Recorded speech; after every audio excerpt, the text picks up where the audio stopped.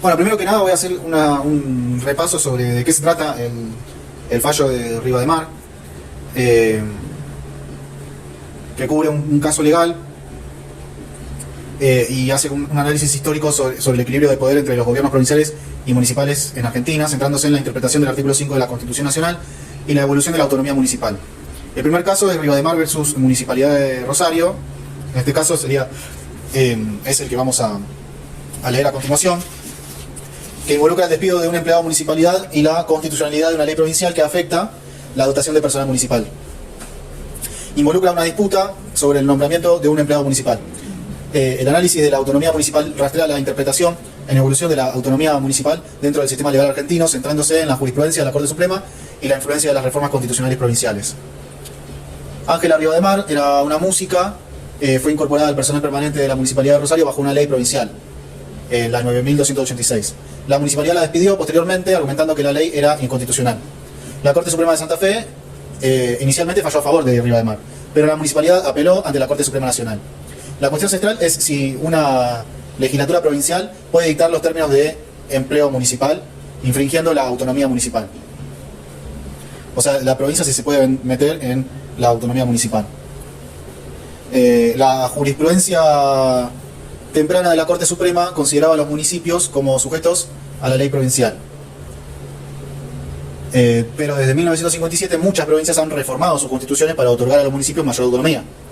Estas reformas a menudo otorgan a los municipios independencia política, administrativa y financiera. La Constitución Nacional manda un régimen municipal, pero el grado de autonomía queda a discreción provincial.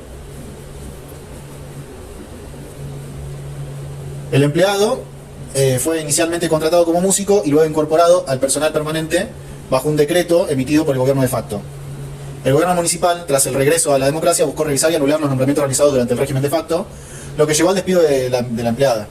La Corte Suprema reconoció el derecho del municipio a gestionar su personal y consideró que la imposición de un estatus permanente sobre empleados contratados por parte de la ley provincial era una violación de la autonomía municipal.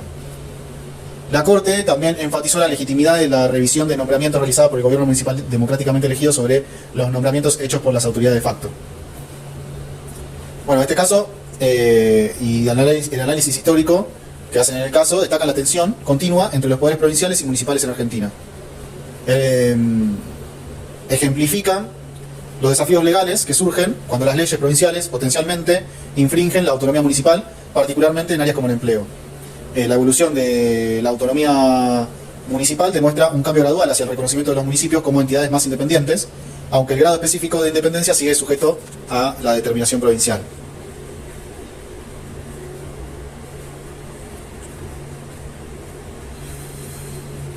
En términos simples, habla de cómo se maneja la autoridad ante el gobierno nacional y los gobiernos provinciales o locales en Argentina. Hay un debate sobre cómo y cuándo el gobierno nacional puede intervenir en asuntos que normalmente serían competencia de las provincias, especialmente cuando se trata de asegurar que las leyes provinciales no contradigan la Constitución, los tratados o las leyes nacionales. En relación con el federalismo y la descentralización política, podemos decir que como que están en la misma unidad, creo yo, para mostrar cómo la teoría del federalismo y la descentralización se aplica en la práctica. El federalismo implica que el poder se distribuye entre el gobierno central y los gobiernos locales o provinciales. La descentralización política se refiere a la transferencia de poder y responsabilidades del gobierno central hacia los gobiernos locales o provinciales. Y acá en estos fallos se sugiere que, a pesar de la intención de descentralizar y dar más poder a las provincias, hay casos en los que el gobierno nacional puede intervenir para asegurar que las leyes provinciales no violen la Constitución Nacional. Esto puede ser un ejemplo de cómo la teoría del federalismo y la descentralización política se complica en la práctica, ya que hay tensiones entre la autonomía provincial y la necesidad de mantener la supremacía de la ley nacional. Y bueno, ahora sí pasamos a leer el fallo. Bueno, arrancamos con el fallo de Riva de Mar, que la carátula es Riva de Mar, Ángela Digna Balbina Martínez Galván, de contra Municipalidad de Rosario, recurso contencioso administrativo de plena jurisdicción.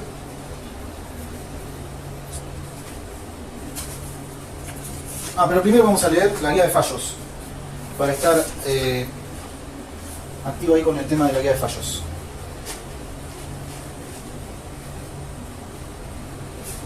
Guía para lectura de fallos. Un fallo es una forma habitual de referirse a una sentencia y o pronunciamiento judicial. Estas representan la forma en la cual los jueces magistrados se expresan respecto de determinadas cuestiones sometidas a su conocimiento. Son variadas las cuestiones a tener en cuenta cuando nos sentamos a leer una de ellas. 1. Una de las cuestiones. Tribunal o juez sentenciante. Debemos identificar quién es que está escribiendo, es decir, quién suscribe el fallo que vamos a leer. Puede ser desde un juez de primera instancia hasta la mismísima Corte Suprema de Justicia de la Nación. Sus siglas son CSJM. Ello nos va a indicar ante qué instancia nos encontramos en la escala judicial. Primera instancia, juez. Segunda instancia, o Cámara de Apelaciones conformada por tribunales, es decir, más de un magistrado. Tribunal Superior o Suprema Corte. Nos referimos a los máximos tribunales a nivel local. O la Corte Suprema de Justicia de la Nación. 2. La fecha. Es extremadamente importante el dato por dos cuestiones principales. La primera es que nos va a determinar el tiempo normativo, esto es, podremos determinar qué normas se encontraban vigentes. Por ejemplo, si hablamos del fallo de Rivademar, es de 1989, entonces sabremos que fue previo a la reforma de 1994 de nuestra Constitución. En segundo lugar, sabremos qué composición tenía el tribunal o corte en cuestión, y podremos reconocer el contexto socioeconómico y político imperante que podría haber influido en la decisión adoptada. 3. Las partes involucradas en el litigio, que son los autos. Cuando se indique que leer un fallo se suele dictar los autos, esta palabra se refiere a la carátula del juicio en cuestión, que indica las partes sometidas al litigio, así como también el tipo de proceso en el cual nos encontramos. Por ejemplo, Alavi Ernesto contra Penn S. Amparo. Alavi Ernesto es el actor, C es contra, Penn, Poder Ejecutivo Nacional, que es el demandado, demanda al Poder Ejecutivo Nacional. S es sobre qué versa la cuestión, qué tipo de proceso es, y amparo, tipo de procedimiento, podría ser un proceso de conocimiento, un proceso de ejecución. Todas estas cuestiones las verán en derecho procesal.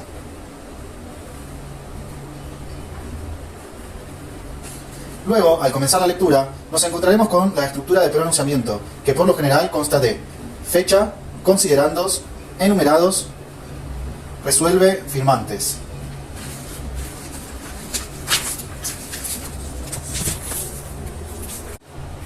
Luego, al comenzar la lectura, nos encontramos con la estructura del pronunciamiento, que por lo general consta de fecha, considerandos, enumerados, resuelve, firmantes. Considerandos. Se encuentran numerados a fin de una fácil referencia en caso de querer citar alguna cuestión puntual. En ellos encontrarán el desarrollo de los hechos del caso en particular. ¿Qué fue lo que pasó? ¿Cuáles fueron los planteos de las partes involucradas en el litigio? ¿Y cómo sostienen sus posturas?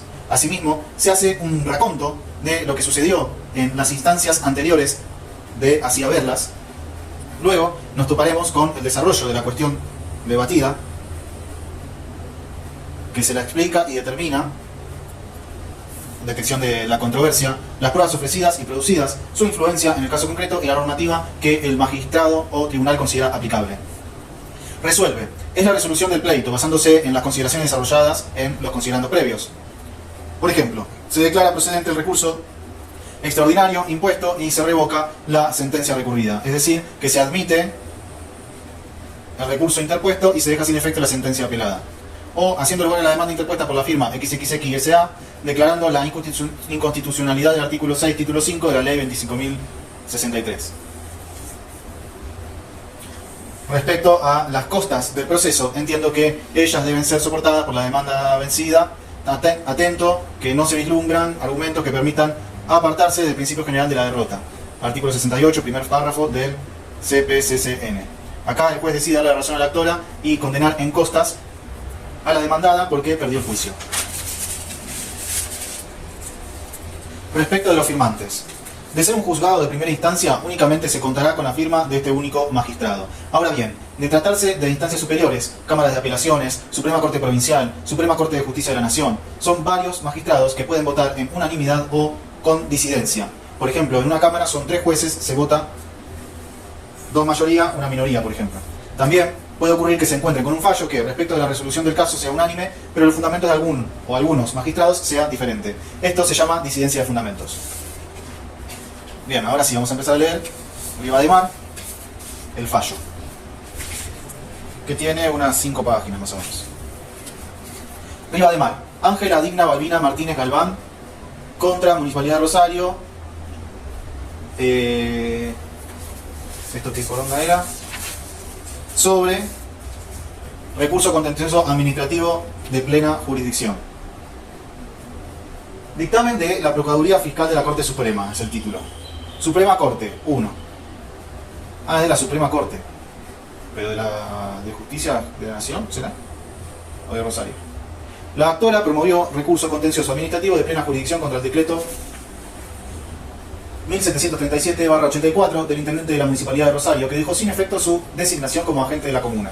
Sostuvo que, en su carácter de pianista profesional, fue contratada por la Municipalidad de Rosario como solista de piano y clave en 1978, junto con otros músicos, previa selección de una terna de postulantes, asignándose en la categoría 20, por decreto 1709 del 15 de septiembre de 1983. Fue incorporada a la planta permanente en iguales condiciones que sus colegas integrantes del quinteto. En ese tiempo se encontraba vigente la ley 9286, cuyo artículo 133 del anexo 1 fue el soporte legal de la medida adoptada, puesto que la demandante contaba ampliamente, a la fecha del acto, con los 3 meses de antigüedad requeridos por la norma para acceder a la planta permanente de agentes comunales. Continuó formulando otra serie de consideraciones que se vinculan con la nulidad del acto segregativo y que no hacen al tema debatido en esta instancia excepcional. En su responde, la municipalidad demandada, en su respuesta, la municipalidad demandada adujo que la ley 9286 es inconstitucional porque al sancionar el estatuto y escalafón del personal municipal ha avasallado sus legítimas facultades. Añadió que por ley 9286,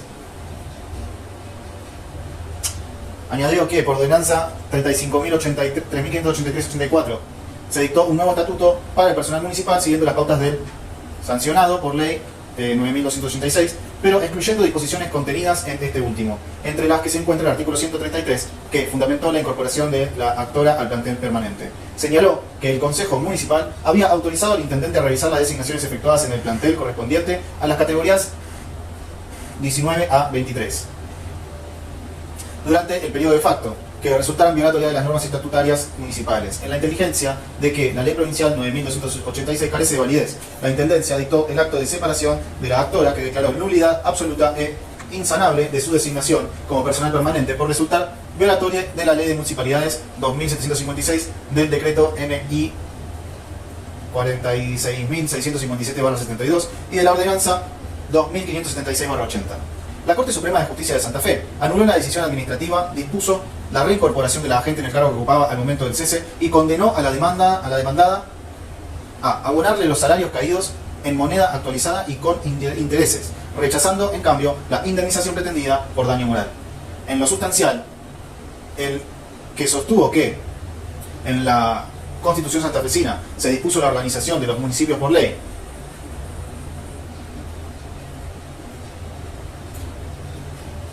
por tanto, si bien la Ley Orgánica de las Municipalidades atribuía al Consejo Municipal la facultad de dictar ordenanzas sobre escalafón y estabilidad de los empleados de la Administración Comunal, artículo 40, inciso 67 de la Ley 2756, ningún reparo jurídico existió para que el legislador provincial reasumiera tal atribución y, por ley, estableciera un régimen uniforme para el personal de municipalidades y comunas de la provincia. Agregó, por otra parte, que si bien se trata de una disposición legislativa de facto, fue convalidada si se creyera que esto es necesario en atención a su origen, por medio de la ley 9.996, que salió en el boletín oficial del 13 de enero de 1987, de la legislatura de Jure. Basado en esta conclusión, estimó que la demandante, contratada por varios años como agente del municipio rosarino, fue legítimamente incorporada a la planta permanente en virtud de las disposiciones de la ley 9.286, que otorgó este carácter a los empleados que hubieran desempeñado como contratados por un lapso superior a 3 meses. Contra este pronunciamiento interpuso la demanda del recurso extraordinario federal, que le fue concedido. Estimo, bueno, todo esto fue el 1, ahora vamos con el 2. Recordemos que está numerado el fallo para poder ubicar mejor ciertas cosas. Ahora vamos con el 2. Estimo que corresponde, en primer lugar, que me expida acerca de la viabilidad formal de la apelación, recordando que el municipio demandado planteó en autos la inconstitucionalidad de la Ley Provincial 9286, porque resultaría violatoria del artículo 5 de la Constitución Nacional, fundando de esta manera la legitimidad del acto administrativo, cuyo examen resulta ser el objeto del subdiscurso. Del subdiscursio, de discusión debe ser. Al respecto, esta Corte ha sostenido que el artículo 14 de la Ley de Jurisdicción y Competencia del año 63 ha sido tomada de la Ley Americana del 24 de septiembre de 1789. Judiciary Act, sección 25, capítulo 50. Y tanto la jurisprudencia nacional como la de aquel país han reconocido que la procedencia de ese recurso extraordinario exige, primero, que se haya debatido en el pleito una cuestión federal; segundo, que la decisión haya sido contraria al recurso fundado en la Constitución, tratado o ley nacional invocados. Continuó diciendo el tribunal que eso se explica desde que la remoción excepcional de una causa desde el superior tribunal de una provincia al más elevado del orden nacional se funda en la necesidad de asegurar la supremacía de la Constitución, tratados y leyes nacionales, consagrada por el artículo 31, y cuya validez,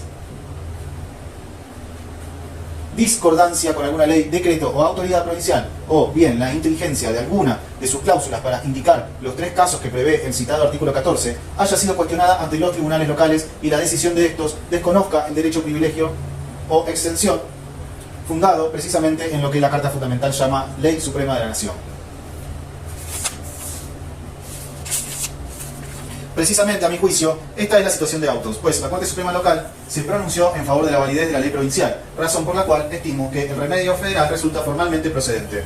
No obsta a esta conclusión, por otra parte, la circunstancia de que, parejamente con la apelación federal, la perdidosa hubiera ensayado un recurso de inconstitucionalidad local ante el mismo tribunal. Así lo pienso por cuanto, a partir de la causa Estrada Juan Luis de ocupantes del perímetro ubicado en las calles de Anfunes, Saavedra, Barra Cuyé, fallada el 8 de abril de 1986, ha sentado la doctrina conforme la cual Tribunal Superior de Justicia, según el artículo 14 de la Ley 48, es el órgano judicial erigido como supremo por la Constitución de la provincia. En la especie, la recurrente ha satisfecho este requisito toda vez que el caso quedó residenciado originalmente ante el Supremo Tribunal Santafesino. En cuanto al recurso de inconstitucionalidad, la propia Corte Local 10 declaró improcedente in limine por no existir en el ordenamiento procesal un remedio de tal índole, limitándose a la recurribilidad de sus pronunciamientos en el Código de lo Contencioso Administrativo, a los medios de impugnación excepcionales previstos en los artículos 76 y 80. Por lo demás, estos recursos de revisión, el uno, y de nulidad, el otro, no son, por su naturaleza, aptos para atender los agravios que, con fundamento en disposiciones constitucionales, motivan la impugnación de la demanda. En consecuencia, estimo que la sentencia en recurso proviene del superior tribunal de la causa y no le es imputable a la apelante la frustración de una vía que pudo estimar apta para reparar su gravamen, dado que no se trata del incumplimiento de recaudos formales que hubieran impedido la consideración del recurso por el acuo, y existe otro remedio local idóneo, según lo afirmado por la Corte Provincial.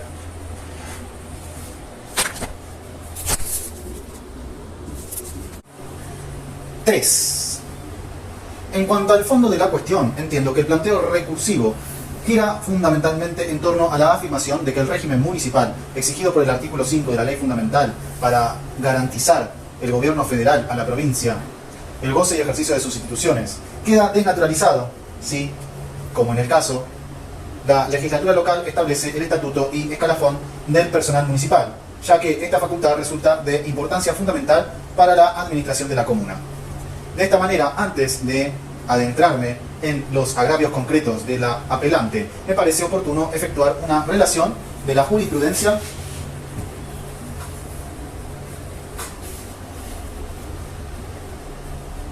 de esta Corte en torno a los alcances del régimen municipal y, más ajustadamente, al grado de independencia del municipio que el mismo supone en el marco de la organización político-administrativa de la provincia.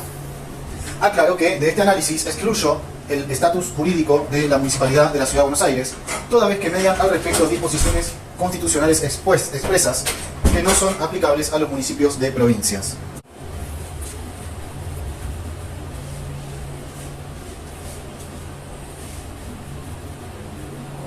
En tal sentido, este tribunal ha sostenido que el artículo 52 de la Constitución Nacional se refiere al régimen municipal en las provincias, agregado que, sea cual fuere su alcance, no rige respecto a la capital, sometida a la legislación exclusiva del Congreso y a la autoridad inmediata del Poder Ejecutivo.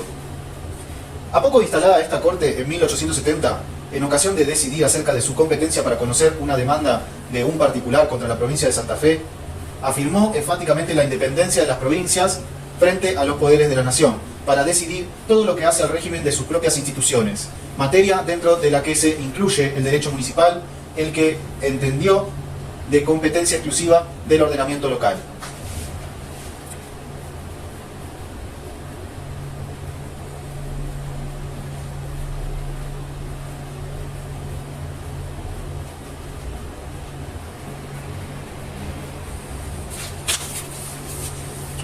Con posterioridad, en 1911, tuvo oportunidad de resolver la incompetencia planteada por la empresa Ferrocarril del Sur en la demanda por cobro de impuestos que le inició la Municipalidad de La Plata. En tal ocasión, acuñó una doctrina que prosperó con el tiempo, definiendo las municipalidades como meras delegaciones de los mismos poderes provinciales, circunscritas a fines y límites administrativos que la Constitución ha previsto como entidades del régimen provincial y sujetas a su propia legislación.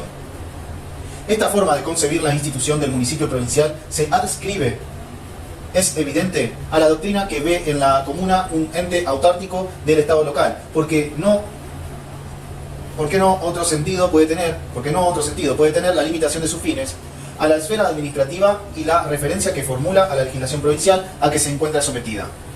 Al poco tiempo, en 1916, el tribunal vuelve a reiterar la doctrina acuñada en Fallos 114, reafirmando implícitamente el carácter autárquico del municipio, dado que en el mismo, considerando, destaca la autonomía de la provincia. En Fallos 154-25 se reafirma el carácter de delegación de poderes provinciales que revisten las municipalidades, pero al mismo tiempo se las considera organismos de gobierno y se las define como entidades esenciales en virtud del régimen establecido en el artículo 52 de la ley fundamental. De este pronunciamiento deduzco que la Corte ha estimado la existencia del municipio como necesaria en la organización provincial y, además, dotada de cierta individualidad frente al resto de la administración local, de modo que no se puede concebir como una oficina más de la provincia. Requiere asimismo una dotación de atribuciones tales que, en su esfera, le permitan ejercer alguna clase de gobierno.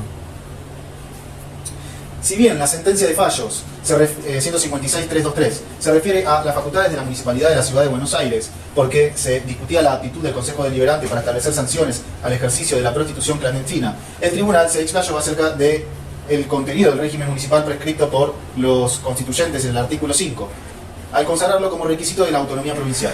Siguió en esa oportunidad esta Corte la doctrina de Joaquín B. González, a quien citó, determinando que el gobierno municipal consiste en la administración de aquellas materias que conciernen únicamente a los habitantes de un distrito o lugar particular, sin que afecten directamente a la nación en su conjunto. A renglón seguido advirtió que tal gobierno debe estar investido de la capacidad necesaria para fijar las normas de buena vecindad, ornato, higiene, vialidad, moralidad, etc. de la comuna y del poder de preceptuar sanciones correccionales para las infracciones de las mismas. De estas consideraciones se desprende que el municipio tiene un ámbito propio a administrar y que debe estar munido de atribuciones suficientes para regular la vida vecinal que le permitan establecer los detalles reglamentarios que hacen al gobierno de propios, como le ha llamado la tradición hispano-colonial. No obstante, se destaca el pronunciamiento que los reglamentos de los édiles deben sujetarse a las normas generales, amplias y orgánicas que vienen dadas por la ley provincial. Esta referencia me permite inducir que sigue firme hasta este momento, 1930, en el tribunal la concepción autárquica del municipio. No parece variar la idea básica en Fallos 192-17, porque si bien se refiere nuevamente a la naturaleza jurídica del municipio capitalino, desechando totalmente su autonomía, agrega, y lo contrario no puede inferirse del artículo 5 de la ley fundamental, con lo que implícitamente viene a sostener que tampoco los municipios de provincia pueden alcanzar el rango de autónomos. No obstante, hay otro aspecto del pronunciamiento que me parece necesario resaltar. La Corte afirma que la Municipalidad de Buenos Aires no es ni ha sido una simple repartición administrativa nacional, destacando de esta forma su autarquía con apoyo en antecedentes legales muy cercanos a la sanción de la Constitución del 53. Vale decir, el decreto del 2 de septiembre de 1852 del Directorio de la Confederación Argentina y la ley del 4 de mayo de 1853, sancionada por el mismo Congreso Constituyente. Esta forma de concebir la organización comunal y la interpretación que se asignó en el fallo a la expresión poder municipal contenida en las normas mencionadas tiene valor más allá del régimen de la capital federal, debido al efecto paradigmático que los constituyentes del 53 asignaban al ordenamiento jurídico que habían sancionado para la comuna metropolitana, estimando que serviría de norte a los legisladores locales al momento de disponer la organización de los municipios provinciales.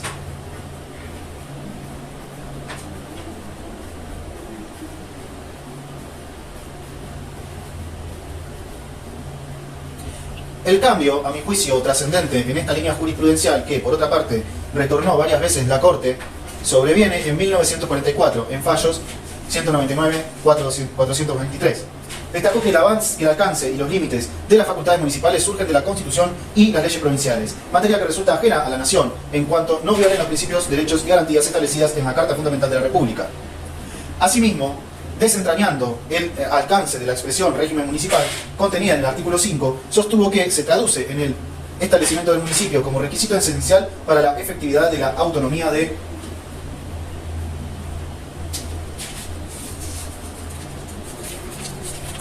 las provincias, pero en materia alguna importa la prefijación del sistema económico-financiero al cual deba ajustarse la organización comunal. Atribución esta última que entra en la órbita de las facultades propias locales, conforme a los artículos 104, 105 y 106 de la Constitución. Esta jurisprudencia fue reafirmada en fallos 249-99 del año 1961 y en fallos 259 y 166, donde se ratifica que el régimen legal de los municipios no es cuestión regida por la Constitución y las leyes de la Nación, sino propia del ordenamiento jurídico provincial.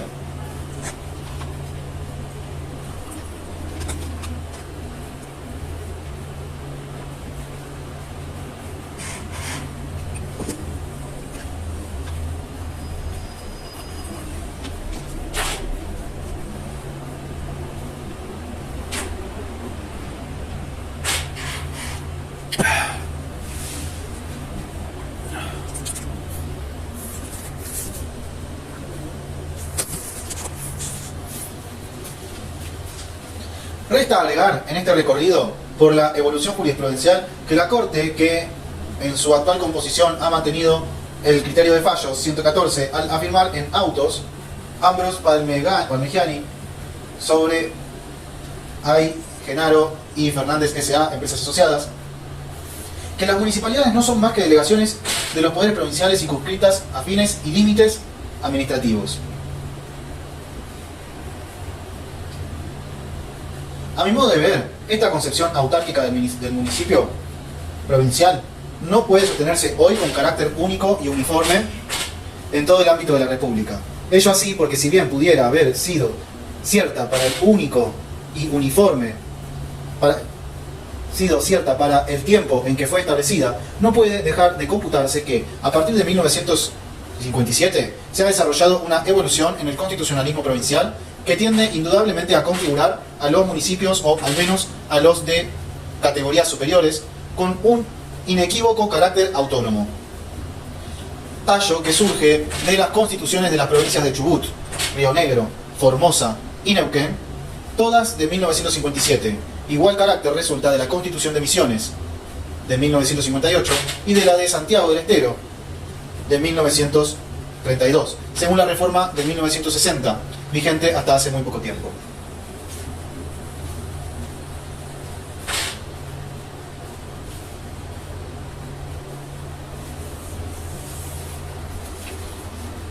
Una corriente como la expuesta se viene robusteciendo en los últimos años a medida que los estados locales han convocado convenciones para reformar sus leyes fundamentales. La Constitución de Santiago del Estero, sancionada en 1986, reconoce al municipio como una entidad jurídico-política y como una comunidad natural con vida propia e intereses específicos. Sostiene la independencia del gobierno comunal ante todo otro poder provincial y asegura la autonomía de los municipios de primera categoría, a los que otorga poder constituyente para fijar sus propias cartas.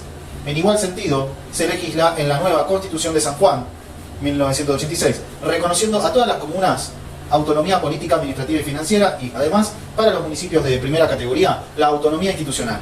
Igual camino siguió la Constitución de Salta, sancionada también en 1986. La Carta Fundamental de La Rioja, 1986, inspirada en similares principios, otorga a las comunas autonomía institucional, política y administrativa, concediendo la facultad de dictar sus propias cartas orgánicas a todas ellas, sin distinción de categorías. Por su parte, la nueva Constitución de Jujuy asegura a los municipios de la provincia la autonomía necesaria para resolver los asuntos de interés local, estableciendo para los más populosos la facultad de dictar su carta orgánica a través de una convención municipal.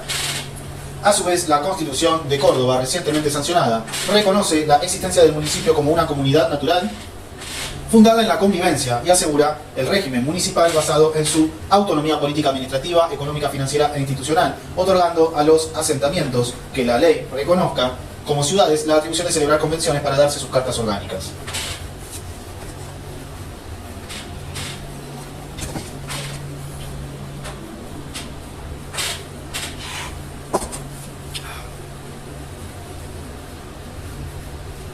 Igual concepción se receta en la Constitución de la provincia de San Luis, 1987, que reconoce al municipio como una comunidad natural con vida propia e intereses específicos, con necesarias relaciones de vecindad, desprendiendo de ello el carácter de institución política administrativa territorial que se organiza independientemente dentro del Estado sobre una base de capacidad económica para satisfacer los fines de un gobierno propio.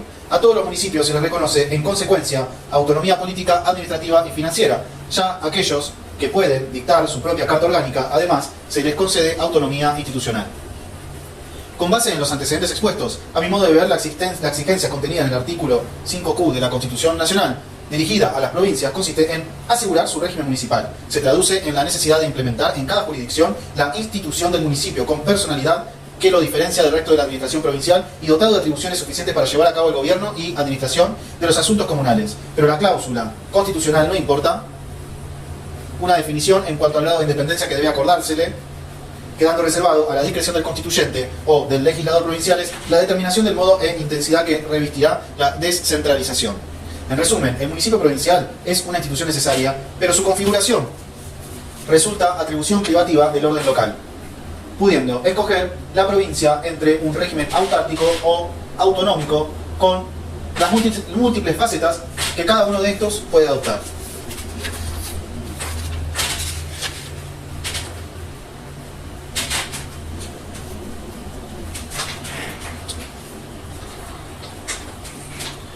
Esta es, por otra parte, la opinión de Joaquín B. González, quien, refiriéndose a la recreación de las corporaciones en la Constitución de 1853, señala la obligatoriedad para las provincias del establecimiento del régimen municipal y agrega,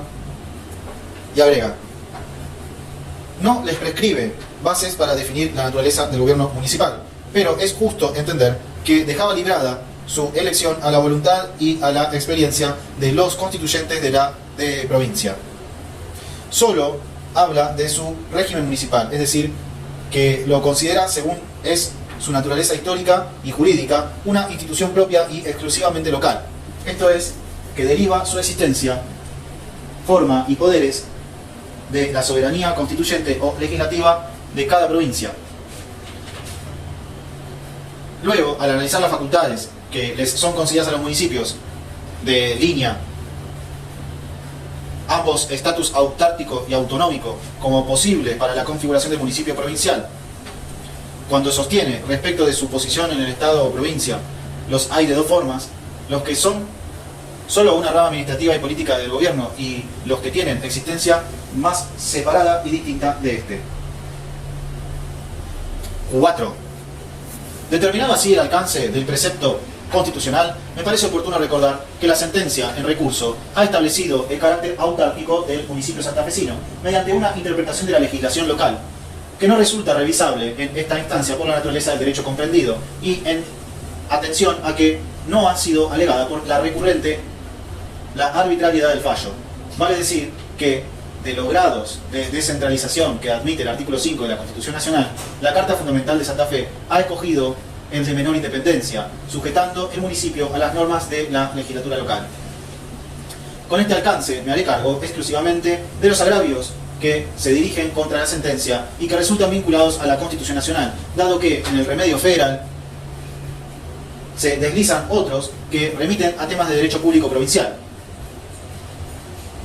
En tal sentido, contrariamente a lo sostenido por la Municipalidad de Rosario, estimo que la ley en base a la cual la actora obtuvo su estabilidad en el empleo no resulta violatoria de la norma constitucional tantas veces citada. Ello así, por cuanto estableció un régimen general para todos los empleados de los municipios, determinando sus derechos y deberes y derogando así la facultad que, por la ley orgánica, había concedido a las corporaciones locales para dictar las normas atinentes a su personal. Habida cuenta que esta última competencia le había sido atribuida por la legislatura local y no le corresponde originariamente por mandato constitucional. No me parece que exista obstáculo jurídico alguno para reasumir la facultad delegada y trazar las bases de un régimen uniforme para los agentes comunales. No observo que de esta manera se prive al municipio de su personalidad ni de sus atributos fundamentales que hagan al gobierno vecinal, pues no se ha dado, como sostiene la impugnante, una intromisión inadmisible en el ámbito propio de la corporación que desnaturalice su existencia, toda vez que la ley no procedió a designar o remover a personal individualmente considerado, sino que estableció un estatuto general a cuyo amparo quedó incorporado como permanente todo aquel servidor que tuviera una determinada antigüedad como contratada. No se trata, desde otro ángulo, de una asunción directa de la gestión de los intereses municipales por parte de la provincia, puesto que la municipalidad conserva la potestad disciplinaria sobre sus agentes y mantiene la superintendencia de su personal, a quien puede designar o separar según las bases dispuestas por la legislatura provincial. Con el recorte de facultades que significa la sanción legal de un estatuto de personal que anteriormente el municipio podía dictar, no se altera por esta sola circunstancia su autarquía, ni se desnaturalizan los fines para los que fue creado, representando la medida una determinación por parte del legislador provincial del grado de independencia que discrecionalmente ha resuelto asignar al municipio dentro del marco tan amplio de distintos modelos de organización descentralizada que supone el régimen municipal, previsto en el artículo 6 de la Ley Fundamental. 5. Por las razones expuestas, soy de opinión que corresponde admitir el recurso extraordinario y confirmar la sentencia apelada. Buenos Aires, 28 de abril de 1988, María Graciela Reiris. Y ahora vamos con el fallo, la sentencia, parece. Fallo de la Corte Suprema. Buenos Aires, 21 de marzo de 1989. Vistos los autos, Rivademar, Ángela, Digna, Balbina, Martínez, Galván, contra Municipalidad de Rosario, sobre recurso contencioso administrativo de plena jurisdicción, considerando 1. Que la actora contratada por la Municipalidad de Rosario como ejecutante musical en 1978 e incorporada a la planta permanente mediante el decreto de facto 1709 del 15 de septiembre de 1983 por aplicación del artículo 133 del anexo 1 de la ley, también de facto de 9.286 del 1 de agosto del mismo año, impugnó por vía del recurso contencioso administrativo de plena jurisdicción el decreto del intendente municipal 1737 del 19 de octubre de 1984 que dispuso, en ejercicio de la autorización conferida por el Consejo Municipal por decreto 6.053/84 para realizar los nombramientos efectuados entre el 24 de marzo de 1976 y ello de diciembre de 1983. Y el 10 de diciembre de 1983 en las categorías 19 a 23 o sus equivalentes a la fecha de ingreso. Anular el mencionado decreto 1709 y dejar sin efecto, entre otros, el nombramiento de la demandante. O sea que al final se quedó sin laburo la mina. O sea, según lo que estoy entendiendo, la mina la nombraron en dictadura, después la echan y ella demanda a la municipalidad. Y bueno, ella trabajaba en una orquesta o algo por el estilo, una pianista, no sé. 2. Que la comuna rosanina se opuso al progreso de la demanda sosteniendo la inconstitucionalidad, tanto provincial como nacional, de la ley de facto de 9.286 y en especial del artículo 133, anexo 1, por ser contraria a lo dispuesto en los artículos 106 y 107 de la Constitución de la provincia y al artículo 5 de la Constitución nacional. Invocó la ordenanza municipal 3.583/84, la cual sancionó un nuevo estatuto y escalafón del personal municipal sobre los lineamientos de la ley provincial 9.286, pero que excluye disposiciones como la del impugnado artículo 133. 3. Que la sentencia de la Corte Suprema de Justicia de la provincia de Santa Fe anuló la decisión del intendente municipal disponiendo la reincorporación de la actora al cargo que desempeñaba y condenando a la comuna a pagarle los salarios caídos con sus intereses. Sostuvo para arribar a esta conclusión que, si bien la ley orgánica de las municipalidades 2756, artículo 40, inciso 67, había atribuido a los consejos la facultad de dictar ordenanzas sobre escalafón y estabilidad de los empleados municipales, no existía óbice constitucional para que esa facultad hubiese sido reasumida por la legislatura, estableciendo un régimen uniforme para todas las municipalidades provinciales, lo que efectivamente tuvo lugar mediante la ley 9286, originada en un gobierno de facto, pero ratificada por la legislatura de Iure, por ley 9996. 4. Que contra esa decisión interpuso la demandada el recurso extraordinario federal, el cual es formalmente procedente, ya que se ha puesto en cuestión la validez de una ley de provincia bajo la pretensión de ser repugnante a la Constitución Nacional, y la decisión ha sido en favor de la primera. Artículo 14, inciso 2, ley 48. A ese respecto corresponde remitirse brevialis causae a lo expuesto en el capítulo 2 del precedente dictamen de la señora Procuradora Fiscal. 5. Que en cuanto al fondo del asunto, la recurrente sostiene la invalidez constitucional de la Ley Provincial 9286 al afirmar que, en tanto priva a la comuna de la atribución de organizar el estatuto y escalafón de su personal, viola el artículo 5 de la Ley Fundamental, en tanto denaturaliza el régimen municipal al implicar una asunción directa por parte de la provincia de funciones que hacen a la administración directa de los intereses municipales y locales, y en especial del artículo 133 de su anexo 1, en cuanto dispone la incorporación automática a la planta permanente del personal que revistiera como contratado con no menos de 3 meses de antigüedad. 6. Que si bien esta Corte tiene como misión esencial la de asegurar la primacía de la Constitución Nacional y de las leyes dictadas en su consecuencia por sobre cualquier norma de orden local que las contradiga, esa atribución no puede ser ejercitada de manera genérica, sino en la medida en que se presente un caso contencioso concreto. Por tanto, no corresponde en el sublime entrar a examinar la validez constitucional genérica de la Ley Provincial 9286, sino únicamente del artículo 133 del Estatuto, que organiza, ya que se trata de la norma específicamente aplicada para resolver este caso en particular. 7. Que frente a la discrepancia doctrinal entre la autarquía y la autonomía de las municipalidades, a partir del caso fallos 114 y 282, esta Corte se pronunció claramente en favor del primer término de esa alternativa, considerándolas como entes autárquicos territoriales de las provincias al definirlas como delegaciones de los mismos poderes provinciales, circunscritas a fines y límites administrativos que la Constitución ha previsto como entidades del régimen provincial y sujetas a su propia legislación. En el mismo sentido, fallos 123, 313, 308, 43, 403, entre otros. 8. Que el culo te comete un bizcocho. Que un nuevo y más detenido examen de la cuestión aconseja, en el momento actual, revisar esa doctrina que se ha mantenido casi invariablemente en la jurisprudencia de esta Corte. En primer lugar, como bien señala la señora Procuradora Fiscal en su dictamen, ella de ningún modo podría ser afirmada con carácter uniforme para todo el territorio de la nación, ya que a partir de 1957 diversas constituciones provinciales han consagrado el criterio de la autonomía de los municipios, que puede ser plena cuando se lo faculta a dictar sus propias cartas orgánicas, o semiplena cuando no alcanza a esa atribución. Por otra parte, aún prescindiendo de las prescripciones concretas de las constituciones provinciales vigentes, debe reconocerse que mal se avienen con el concepto de autarquía diversos caracteres de los municipios, tales como su origen constitucional frente al meramente legal de las entidades autárquicas, la existencia de una base sociológica constituida por la población de la comuna ausente en tales entidades, la imposibilidad de su supresión o desaparición, dado que la Constitución asegura su existencia, lo que tampoco ocurre con los entes autárquicos, el carácter de legislación local de las ordenanzas municipales frente al de las resoluciones administrativas de las emanadas de las autoridades de las entidades autárquicas, el carácter de personas jurídicas de derecho público y de carácter necesario de los municipios, artículo 33 del Código Civil, y especialmente la distinción hecha en el texto originario de Belezarfield, frente al carácter posible o contingente de los entes autárquicos, el alcance de sus resoluciones, que comprende a todos los habitantes de su circunscripción territorial y no solo a las personas vinculadas como en las entidades autárquicas, la posibilidad de creación de entidades autárquicas en los municipios, ya que no parece posible que una entidad autárquica cree a otra entidad autárquica dependiente de ella, y la elección popular de sus autoridades inconcebible en las entidades autárquicas.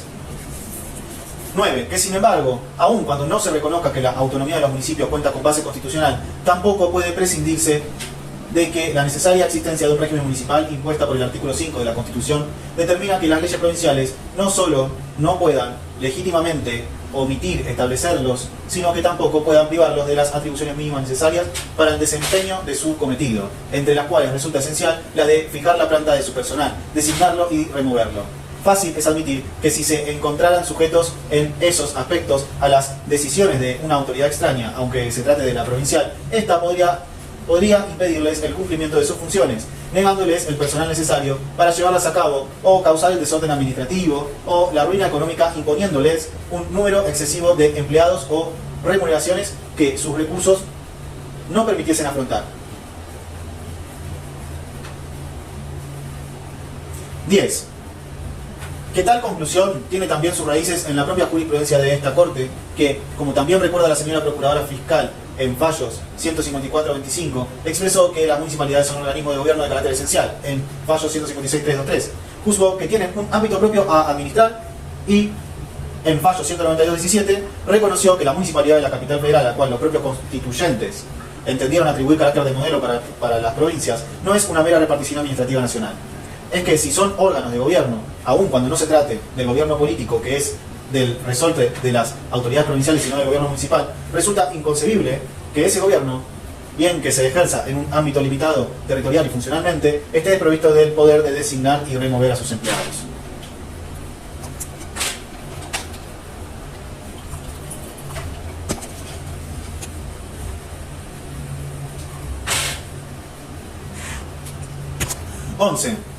Que en tal virtud ha de concluirse que la norma impugnada, en tanto impone a la Municipalidad Rosalina admitir con carácter permanente a personal que solo había sido contratado y al que por esa vía se haría entrar irregularmente en categorías superiores en desmedro de la carrera administrativa, está en pugna con el artículo 5 de la Constitución por implicar una desnaturalización del régimen municipal que pone en riesgo su subsistencia.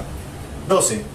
Que por otra parte, tanto la decisión del Consejo que autorizó al intendente municipal a revisar las designaciones efectuadas en los cargos superiores del escalafón por las autoridades de facto, cuando la del intendente municipal que revocó nombramientos comprendidos en esa categoría por violar las normas vigentes para el ingreso de empleados municipales, resultan claramente adecuadas al criterio reiteradamente establecido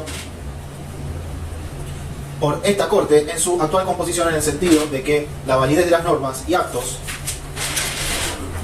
emanados del Poder Ejecutivo de facto está condicionada a que explícita o implícitamente el gobierno constitucionalmente elegido que lo suceda la reconozca, y que la restitución del orden constitucional en el país requiere que los poderes del Estado Nacional o los de las provincias, en su caso, ratifiquen o desechen explícita o implícitamente los actos del gobierno de facto.